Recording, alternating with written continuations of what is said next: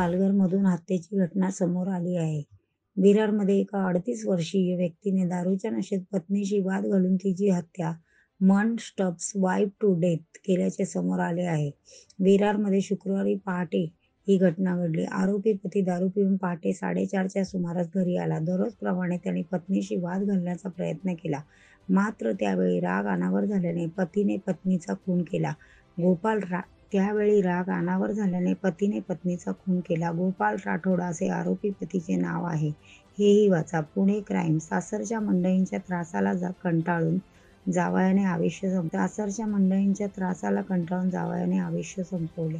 पत्नीशी झालेल्या वादानंतर पतीने तिचा चाकूने भोसकून खून केल्याच्या आरोपाखाली आरोपी पतीला अटक केली आहे, असे पोलीस अधिकाऱ्यांनी शनिवारी सांगितले. मीरा भाईंदर वसई विरार पोलीस आयुक्तालयाच्या अधिकाऱ्यांनी सांगितले की आरोपी गोपाल राठोड याला दारू पिण्याची सवय होती आणि तो दारू पिऊन घरी परतल्यानंतर त्याच्या कुटुंबियांना त्रास देत असे.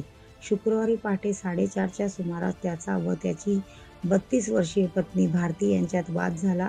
रागाच्या भरात त्याने चाकू काढला आणि तिची हत्या केली.